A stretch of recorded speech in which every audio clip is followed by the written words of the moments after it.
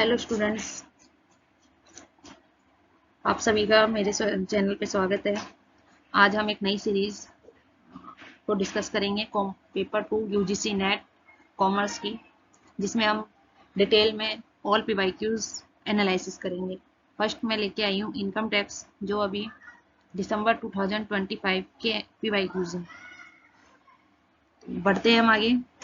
इससे पहले about me देख लीजिए।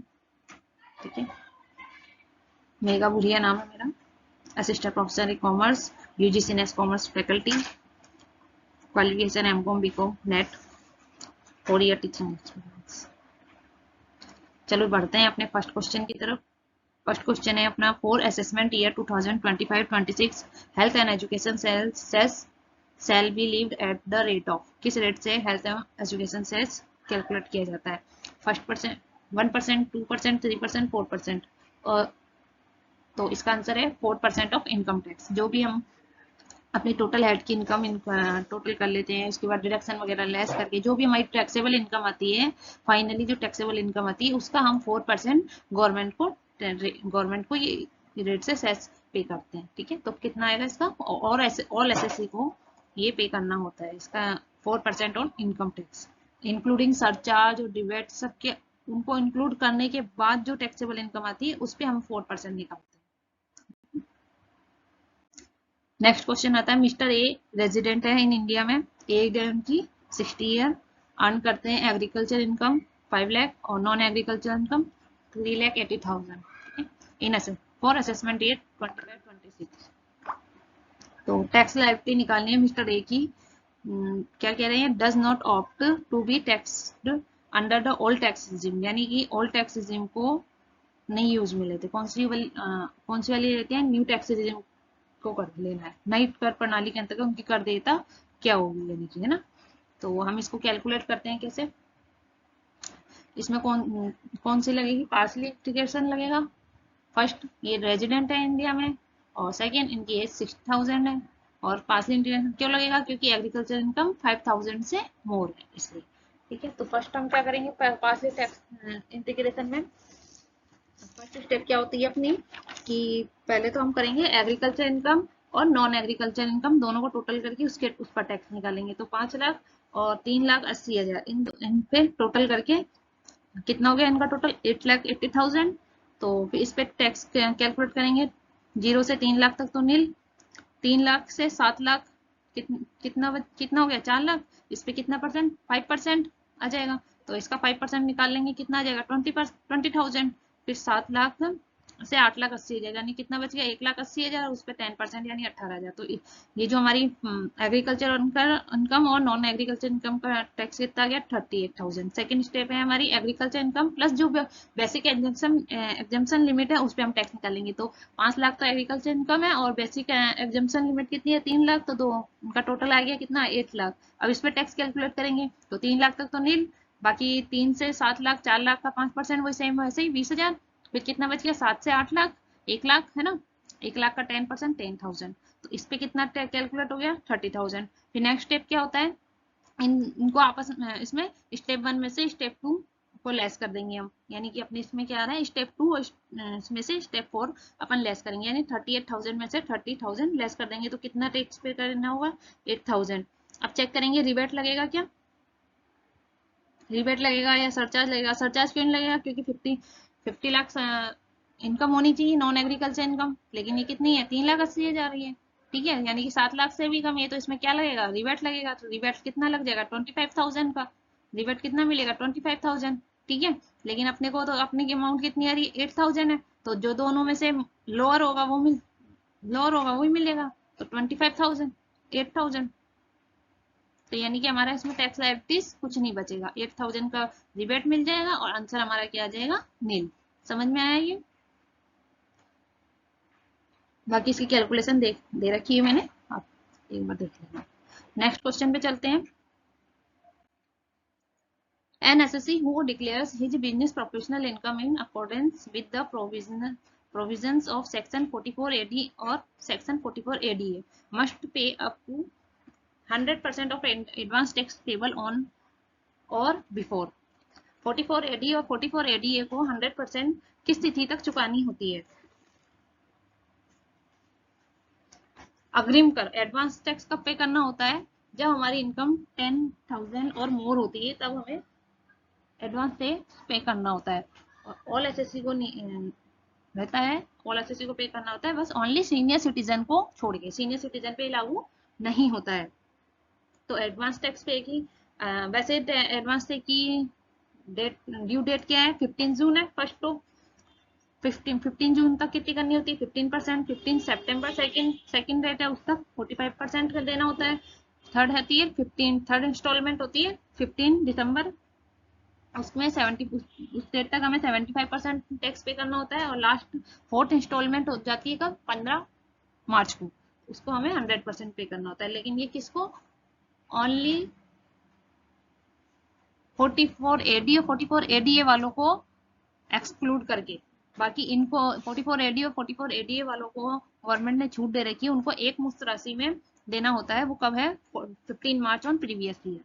तो इसका लास्ट फाइनल आंसर क्या आ जाएगा? 4 इसका आंसर आ जाएगा कि इनको एक बार में ही चुकाना होता है पूरा, इनको छूट दे रखी है। बाकी ऑल एसएससी 4 इंस्टॉलमेंट में पे करते हैं। समझ में आ गया? बढ़ते हैं नेक्स्ट क्वेश्चन की तरफ।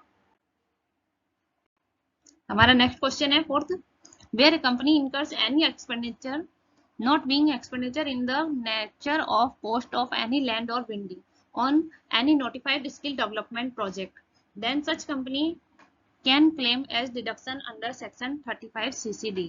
यदि कोई कंपनी किसी अधिसूचित कौशल विकास योजना परियोजना पर भूमि भवन लागत को छोड़कर वे करती है तो हमें कितनी 35 CCD में कितनी डिडक्शन मिलती है? 25%, 50%, 75% या 100%? तो इसका आंसर क्या होगा? 100%। 100% ऑफ सच एक्सपेंडिचर, क्योंकि गवर्नमेंट क्या स्किल डेवलपमेंट प्रोग्राम को प्रमोट करती है, ज्यादा से ज्यादा प्रमोट करती है।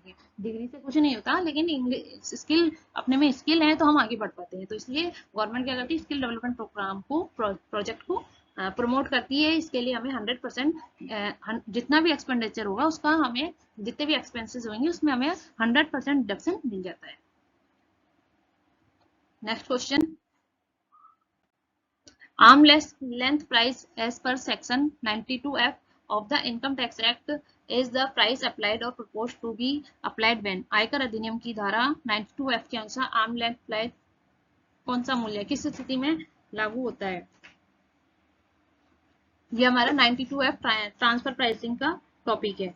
तो जैसे मान लो इसमें एक टाटा स्टील है, टाटा स्टील कंपनी है, और एक टाटा मोटर कंपनी है, ठीक है। तो इसमें क्या होता है? एक कंपनी अपना जो माल है वो दूसरी कंपनी को सेल करती है। तो एक तो होता है दूसरे लोगों को सेल करना, अनरिलेटेड पर्सन को। एक होता है अपनी ही सब्सिडी को सेंड करना। तो क्या होता है? दूसरे लोगों को सेंड करेंगे ज्यादा प्राइस में, अपने लोगों को तो अपनी उसको तो कम में देगा। तो क्या होगा? अपने लोग उसमें कम में देगा। जैसे टाटा स्टील टाटा मोटर को स्टील बेचता है, मान लो कि 1000 टन कितने में देता है? 60 रुपए, 60 रुपए पर टन, है ना। और जो बाहर और दूसरी अनरिलेटेड पार्टी है उनको कितने में देता है? 1000 टन 100 रुपए, 100 रुपए में, ठीक है। तो क्या होगा? इससे क्या होगा? रिवेन्यू कम होगा। अगर हम अपनी कंपनी को कम में देंगे तो इससे रिवेन्यू कम होगा, प्रॉफिट भी कम होगा, तो टैक्स भी कैलकुलेट कम होगा, ठीक है ना। तो इसके लिए गवर्नमेंट ने क्या कहा? नहीं, ऐसा नहीं कर सकते, हम वही रेट मानेंगे जो आप बाहर दूसरे पर्सन को दे रहे हो, वही रेट हम इसमें मानेंगे। तो क्या होगा? रिवेन्यू बढ़ जाएंगे, प्रॉफिट भी बढ़ जाएगा, और टैक्स पेबल इनकम भी बढ़ जाएगी। तो इसका आंसर क्या आएगा? Two unrelated person enter into a transaction in uncontrolled condition. इसका फाइनल, तो जो प्राइस आप उनके लिए लगाओगे वही प्राइस अनरिलेटेड पार्टी के लिए लगाओगे, तो वही अपनी सब्सिडी कंपनी के लिए भी वही लगाएंगे। इसे ही हम आर्म लेंथ प्राइस कहते हैं। बढ़ते हैं नेक्स्ट क्वेश्चन की तरफ। सेक्शन 91 प्रोवाइड्स, सेक्शन 91 कौन सा है? यूनिलैटरल रिलीफ का है। तो ये आपको बताना है सेक्शन और रीजन सही है, रीजन सेक्शन का करेक्ट एक्सप्लेनेशन है नहीं है, तो एक बार देख लेते हैं। Section 91 provides for grant form of unilateral relief in the case of resident taxpayer of income which has been taxed in India as well as in the country with which there is not double taxation avoidance agreement। धारा 91 में भारत में कर योग्य आय उस देश में कर योग्य आय जिसके साथ कोई भी डीटीए नहीं है, पर निवासी करदाताओं को एक तरफ राहत प्रदान करने का प्रावधान करती है। सही है ये तो, क्योंकि दो होते हैं, एक तो सेक्शन 90 होता है, एक सेक्शन, तीन सेक्शन होते हैं, तो 90, 90A और 91। 90 और 90A किसका होता है, बायलैटरल रिलीफ का, और 91 किसका होता है, यूनिलैटरल रिलीफ का। ठीक है, तो अपना असर्शन तो सही है।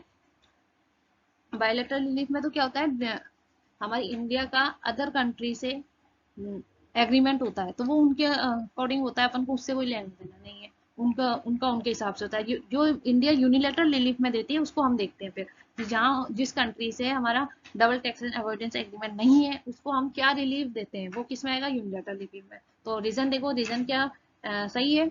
The relief under section 91 is granted by allowing to the taxpayer a deduction from tax liability of an amount equal to the tax calculated at the average Indian rate of tax or the amount of the tax calculated at the rate of tax that other country on the doubly tax which is higher। क्या ये सही सही reason है? नहीं है सही reason. इसमें क्या होता है, लोअर आएगा इसमें। तो पहले तो हम इसको 91 को एक बार देख लेते हैं, कौन कौन सी कंडीशंस हैं। ठीक है, फर्स्ट तो है इंडिया में रेजिडेंट होना चाहिए। ठीक है, वो इंडिया में, इसमें क्वेश्चन के अकॉर्डिंग इंडिया में रेजिडेंट है। फॉरेन हमारी जो भी इनकम अक्रू एंड अराइज हो रही है वो आउटसाइड इंडिया होनी चाहिए। जो भी हमारी इनकम हो रही है वो आउटसाइड इंडिया होनी चाहिए। थर्ड है फॉरेन, जो भी आउटसाइड इंडिया है वहाँ टैक्स पे किया होना चाहिए, और इंडिया के साथ कोई भी एग्रीमेंट नहीं होना चाहिए। ये 4-5 कंडीशन है कि, और जो इनकम है वो इंडिया में डीम्ड और रिसीव्ड नहीं होनी चाहिए। Accrue and arise outside India होनी चाहिए, इंडिया में रिसीव्ड और डीम्ड भी नहीं होनी चाहिए। आउटसाइड इंडिया टैक्स पे करना चाहिए, टैक्स पे किया हुआ होना चाहिए उसने। तो हमारी तो यहाँ यहाँ जो है यूनिलैटरल रिलीफ में हमें क्या क्या रिलीफ मिलेगा, हमें जो भी वहाँ जो पे करके आए हैं, जैसे फॉरेन में जो पे करके आए हैं उससे, और जो यहाँ की जो रेट है स्लैब रेट, उसमें जो भी डिफरेंस आएगा वो लोअर का हमें छूट मिल जाएगी, और जो डिफरेंस रहेगा उसे हमें पे करना पड़ेगा इंडिया में। ठीक है, जैसे मान लो इंडिया में टैक्स रेट है 30% लगता है, और वहाँ पे वो 25% पे करके आया है, तो हमें जो भी इसमें कम रेट है वो हमें छूट मिल जाएगी, उसका रिलीफ मिल जाएगा। लेकिन इसमें क्या लिखा है, हायर है, तो यानी कि ये रॉन्ग है। ठीक है, वैसे रेजिडेंट को हमें ग्लोबली इनकम पर टैक्स पे करना होता है, इसलिए साथ रेजिडेंट, जो भी रेजिडेंट है इंडिया में, तो जहाँ जहाँ से भी इनकम हो रही है उसको सब पे टैक्स पे करना पड़ता है इंडिया में। क्यों? क्योंकि वो इंडिया का रेजिडेंट है। समझ में आया? चल बढ़ते हैं नेक्स्ट क्वेश्चन की तरफ। Arrange the flowing in ascending order of section of Income Tax Act related to permissible deduction from GTI, gross total income. इनको आरओई क्रम में लगाना है जीटीआई को। तो deduction in respect of medical insurance premium, तो ये कौन सी डिडक्शन है, 80 डी की डिडक्शन है। ठीक है, deduction in respect of royalty income, ये कौन सी है, क्यूक्यूबी की, ऑथर की है तो ये क्यूक्यूबी की, अगर पेटेंट की होगी तो आरआरबी की होगी। Deduction in respect of payment of interest on loan taken for higher education, ये कौन सी है, 80E की है, हायर एजुकेशन की। Deduction in respect of interest on deposit in saving account, ये कौन सी है, 80 टीटीए एंड टीटीबी। टीटीए तो ऑल के लिए है, और जो टीटीबी सीनियर सिटीजन वालों के लिए टीटीबी है। ठीक है, 5 पॉइंट है deduction in respect of donation to certain funds charitable institution etc, तो ये कौन सी आ गई, 80G की आ गई। तो इसको अब हम लगा लेंगे, इसको असेंडिंग ऑर्डर में लगा लेंगे। तो सबसे पहले कौन सी आ जाएगी, 80D वाली, तो यानी ए पहले आ जाएगा। फिर कौन सी आएगी, ई, ए के बाद ई आता है तो सी आ जाएगा।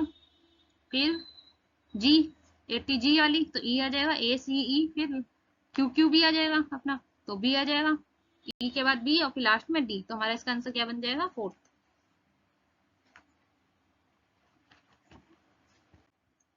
Next question 8, which of the following statement are correct for tax evasion. All methods, आपको सही बताना है कौन सा कथन कौन सा सही है। All methods by which tax illegal avoided is termed as tax evasion, कर देयता से बचने के लिए सभी अवैध तरीके को कर चोरी कहलाते हैं। सही है ये सही है। Tax evasion takes into account loophole of law, tax evasion में हम लॉ के लूप होल्स का यूज करते हैं? नहीं, उसमें तो उस किस में करते हैं? टैक्स अवॉइडेंस में करते हैं, तो बी नहीं आएगा। ठीक है, next C, tax evasion is dodging within framework of law, ये भी नहीं आएगा, ये भी टैक्स अवॉइडेंस का पार्ट है।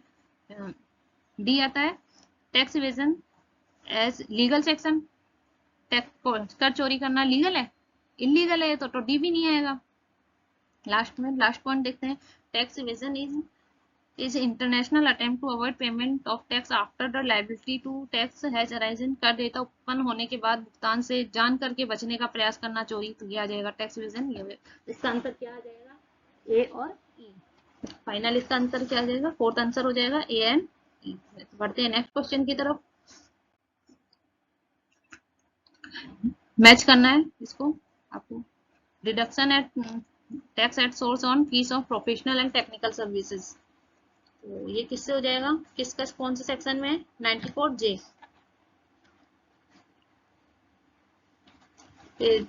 बी है payment of life insurance policy, winning form, lottery and crossword puzzles, तो ये किसका है? लॉटरी वाला, तो 94 बी। तो यानी सी का बी से करना, सी को बी से करना है ना।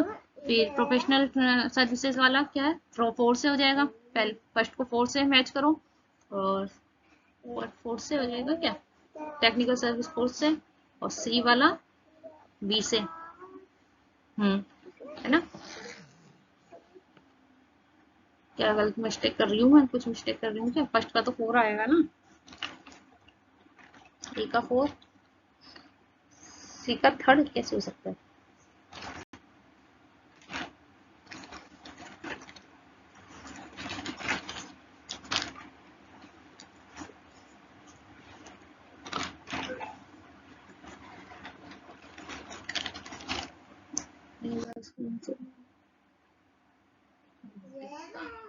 अच्छा, मैंने उल्टा देख लिया। देखो जो है प्रोफेशनल टेक्निकल सर्विसेज वाला, क्या इसका क्या आ जाएगा? 194 जे सही कह रही थी मैं, तो इसका आंसर वैसे सेकंड बनेगा। मैं उल्टा देख रही थी, डी में 4 देख रही थी, इसलिए डी में 4 देख लिया था मैंने, तो डी में क्या आएगा? 1। क्या वैस, चलो छोड़ो इसको, छोड़ो, आंसर मुझे समझ नहीं आ रहा है। तो ए का क्या आ जाएगा? 4। हाँ सही है। Deduction at source professional technical services किस में लगती है? 94 ए। जैसे मान लो जहाँ पे एम्प्लॉयर एम्प्लॉय का रिलेशन होता है, और उसमें सैलरी हमें डिडक्ट, सैलरी टीडीएस काटने के बाद मिलती है, तो वो किस में होता है? 92 में होता है। उसके टैक्स रेट डिडक्ट किस में होती है? 92 में, सेक्शन 92 में। तो वो इनकम किस में कैलकुलेट होगी? सैलरी हेड में। और जो पिछो जो हमारी प्रोफेशनल टेक्निकल सर्विसेज है, उसमें उसकी जो इनकम होती है, उसमें क्या एम्प्लॉय का रिलेशन नहीं होता है, तो उनकी इनकम किस में टैक्सेबल होती है? इनकम फ्रॉम अदर सोर्सेज में टैक्सेबल होगी। फिर सेकंड सी वाला आ जाता है विनिंग फ्रॉम लॉटरी और क्रॉसवर्ड पजल्स, ये 94 बी में है। 30% की रेट से टैक्स करता है, डायरेक्ट टैक्स करता है इसमें। डी वाला देखो, deduction of tax at source interest other than interest on security, यानी बैंक इंटरेस्ट के अलावा जो अदर इंटरेस्ट ऑफ सिक्योरिटी है, उसका क्या, उसको किस में कैलकुलेट करेंगे? सेक्शन 94 ए में। तो लास्ट क्या बच गया? ये वाला payment of life insurance policy, इसको किससे मैच करेंगे? 94 डी, सेक्शन 94 डी है। ठीक है, नेक्स्ट क्वेश्चन देखते हैं। 10 लास्ट क्वेश्चन है, मैच करना है स्टैंडर्ड डिडक्शन अंडर सेक्शन 61 ए। अब हमारी कितने हेड होते हैं? 5 हेड होते हैं। फर्स्ट होता है सैलरी हेड, सेकंड होता है हाउस प्रॉपर्टी हेड, थर्ड होता है बीएनपी, बिजनेस एंड प्रोफेशन, और फोर्थ होता है कैपिटल गेन, और 5 होता है कौन सा? Income from other sources. तो सैलरी का कौन सा सेक्शन है? फिर सेक्शन 15, और हाउस प्रॉपर्टी का 22, सेक्शन 22 है, और बीएनपी का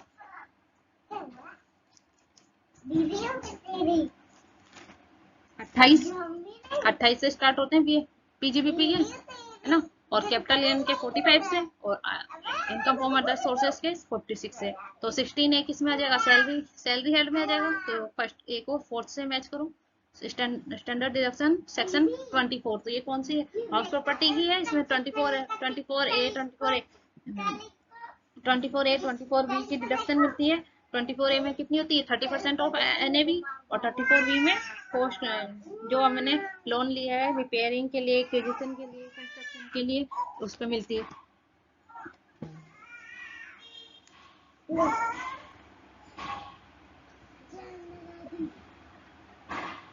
तो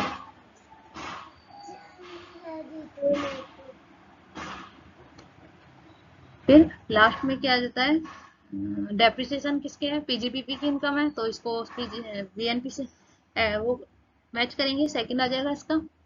डी को किससे करेंगे, 54 हमारा किस में आ जाएगा, आई इनकम फ्रॉम अदर सोर्सेज, तो इसका आंसर क्या बैठेगा, ए को मिलाओ किससे, 4 से, तो सेकंड इसका आंसर आ जाएगा बी।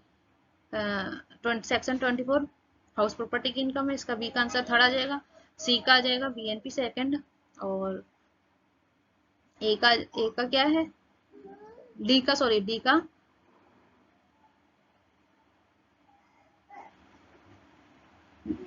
सॉरी 54 कैपिटल गेन में आएगा, तो डी का वन आ जाएगा इसका आंसर।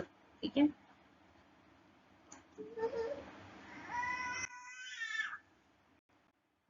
Thank you. उम्मीद है आपको आज का सेशन पसंद आया होगा और कुछ नया सीखने को मिला होगा। अगर आज का वीडियो आपको अच्छा लगा हो तो लाइक शेयर एंड सब्सक्राइब करना ना भूलें। नेक्स्ट में हम और भी सीरीज लेके आएंगे, फाइनेंस की, स्टैटिक्स की, और भी जो भी 10 चैप्टर्स के पीवाईक्यूज हम सॉल्व करेंगे।